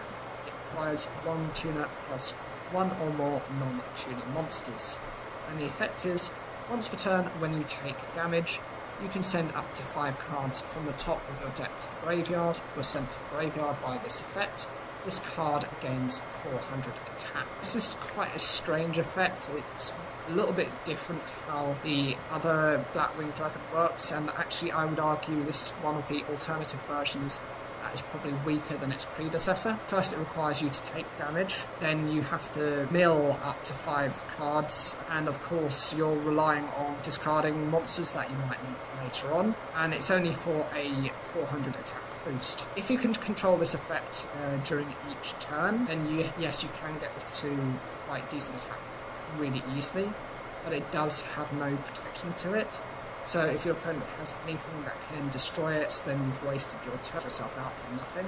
The other problem I have with this card is it's just not a good 100 attack just each turn. It's not for each monster that is sent. If that had been the case, I would say this card would be a lot. It is, it's just too weak to use. Next card is quite an old synchro monster. It's Dark End Dragon. It's got 2600 attack and 2100 defense. It requires 1 tuner plus 1 or more non-tuner dragon monsters, and the effect is, once per turn you can target 1 monster your opponent controls. This card loses 500 attack and defense, and you send that to one of those examples of sending a monster to the graveyard. It's much better than destroying it, because you've got monsters that float through those effects or trigger additional effects if they're destroyed. So always doing this is a better way. Potentially, if you can get this card to survive, you can send 5 of your opponent's monsters to the graveyard, but again, it being a once per turn effect means you are limited. You do need to keep it protected. The next card is Supreme King Dragon Clearwind. It's got 2500 attack and 2000 defense, and it requires 1 tuner and 1 or more non-tuner Dark Pendulum monsters to summon. If this card is synchro summoned, you can destroy all face-up monsters your opponent controls. Once per turn during damage calculation, if this card battles an opponent's monster, you can destroy that monster, and if you do, inflict damage to your opponent equal to the destroyed monster's original attack. If this card is in your graveyard, you contribute 2 Supreme King Dragon monsters to special summon this card. It's quite useful because when it's initially summoned, this card just gets rid of all your opponent's face-up monsters, and of course, opponent's monster, you can just instantly get rid of that monster and punish them for whatever that monster's attack was. It's only when this card battles, so that means can be during your turn or your opponent's. It doesn't say if this card attacks, otherwise the phrasing and the wording will make this card a lot weaker than it is. And of course it can revive itself, but you do have to be running the Supreme King Dragon monsters to survive with that. Final monster is Buster Dragon. This has 1200 attack and 2800 defense, and requires a tuner plus 1 or more non-tuner monsters. All monsters your opponent controls become Dragon type. Once per turn, if you do not control a Buster Blader monster, you can target 1 Buster Blader in your graveyard, special summon it. Once per turn during your opponent's turn, you can target Blader archetype, and it's incredibly useful. It's one of those few cards that can actually manipulate your opponent's types, the other being DNA Surgery. Being able to do this means you can actually lock your opponent into going into defense mode and to shut down their effects if you get the fusion version of Buster Blader out. And of course you're able to then equip some of your Destruction Sword monsters to your Buster Bladers. They all have their own effects and a unique way of behaving as well. I think this card is really good as well, but generally speaking, out of the cards you want to protect, there are so many others. Beals, some of the Hot Red Dragon cards, Void Ogre, they're so good in comparison to this card, and probably this is quite down there. So I hope you enjoyed this video, and make sure to look after yourselves. I want you to have a good Christmas. If you can donate, that'd be really good. I'm doing this, going to be doing live stream anyway, just this is a bit of a filler video, and it's all to help with gastrointestinal health. You know, it's a condition which affects a few people, including myself. Any support you can give is much appreciated, and any comments, please leave those in the video. I'll be happy to answer and to respond as many as I can get to. Okay, so that was the end of that one, and so we've got another 10 minutes that I'm going to be having left on this stream. Please, if you can, as I've said before, if you can donate down below, that would be great. You've got the donation link which you can find in the description of the video itself, or alternatively you've got it on your screen staring at you right now. Like I said, I'm going to be on for another 9 or so minutes. If you have any questions, that's fine. I was actually just going to briefly describe kind of like, I've already gone over my plans for next year in terms of like how my life is at the moment.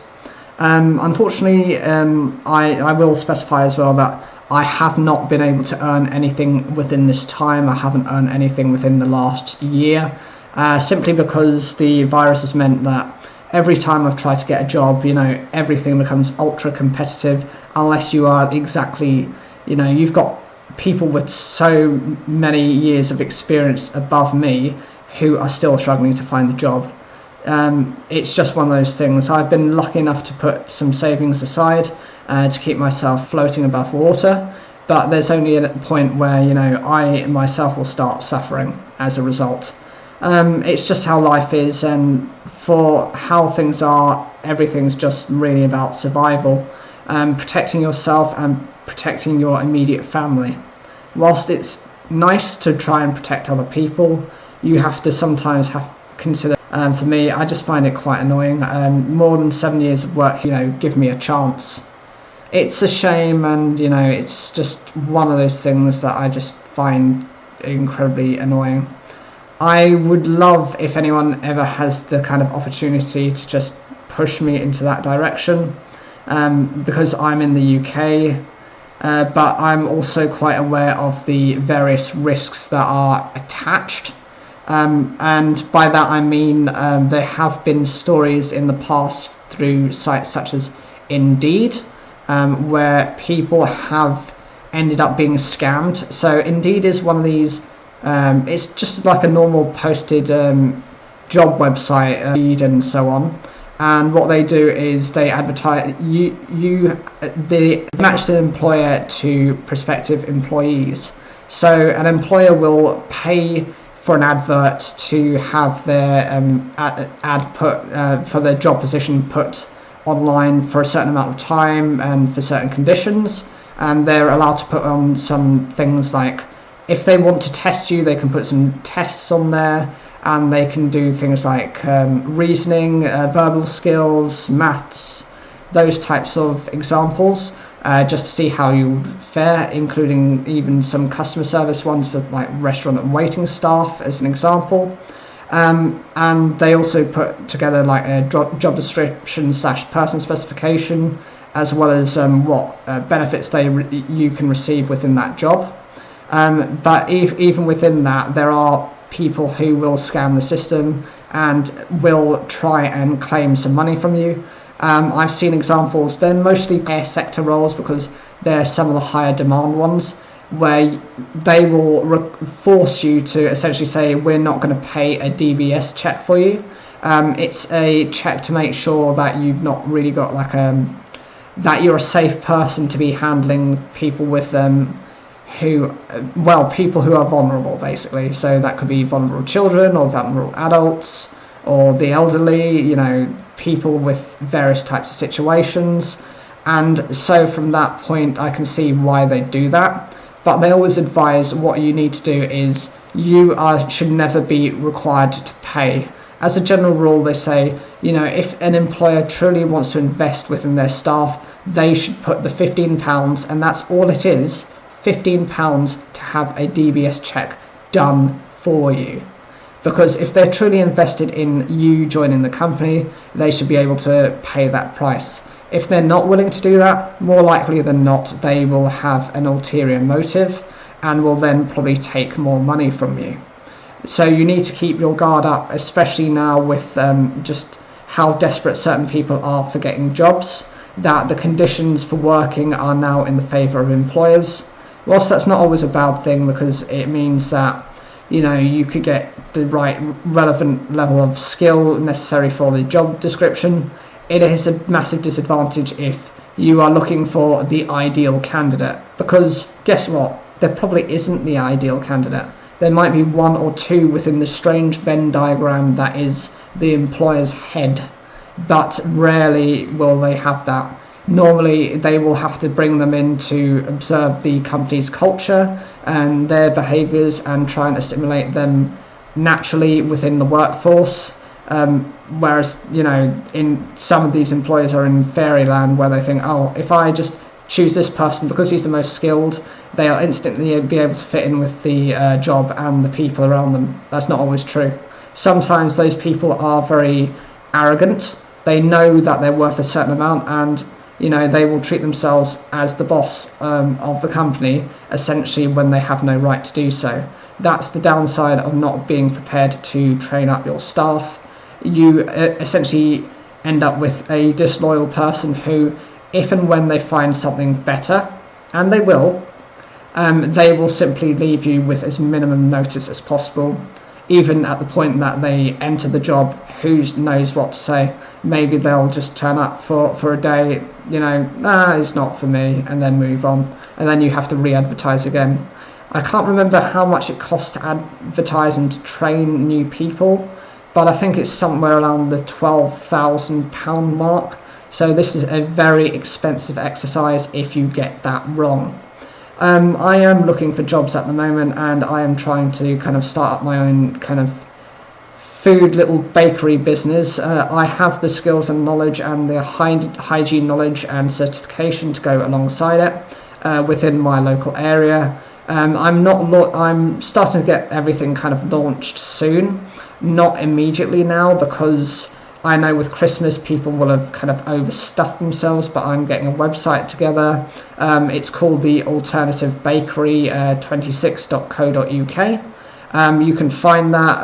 Unfortunately, I only work within a specific region, not something that I would like deliver, because the items are, well, they're cream based, or they're based on items that might not have the shelf life to be able to be posted. It's not like fudge, which you see on some of these Etsy stores, from people who probably don't know anything about cooking or production at all, who think they can suddenly get themselves into that, and then, you know, they end up being in a situation where, you know, someone claims to have found something, or, you know, food poisoning allergy or an allergy problem, and then they get taken to court. I'm not going to be one of those stupid idiots, because I know better. I know the legislation, I know the requirements, I know what to do. I know for what I need to do, the best place to work from is my immediate area, because even though it's a lower population base and it's a shorter distance of radius I can kind of deal with in terms of customers, I've been living in the area for a few years. I'm familiar enough with the local environment, types of people that are around, and I think I could get enough of a gist to understand the types of products they might be interested in looking at in the future. Well, that's hopefully how things are looking for me. I hope things are going okay with anyone who's watching the stream, whether that be live or whether they're going to be watching this on the replay. Hopefully you can see the first one as well, and if you can donate, I'd be very grateful. Remember, it's all going to the good cause, even though it's a UK based company. It is being used, the knowledge and the research will be shared amongst various organisations to help support people with any sort of gastrointestinal diseases or any sort of problems. And the other thing you've got to think is, who's to say that you might not get one of these in the future? You might essentially be investing in yourself and providing yourself with the ability to kind of get better much faster. So this is the last thing I'll kind of say. Thank you for everyone who has watched. It has just creeped past the 2-hour mark. I did a previous stream this morning at 2 hours and 46 minutes, I think it was. And I was essentially trying to total 2 hours and, well, 5 hours within the day, but it just didn't work out that way. Yes, I could just put another video on at the end, but I just don't feel like doing that. I don't think it would be that effective. So I'm just going to end the stream here, and thank you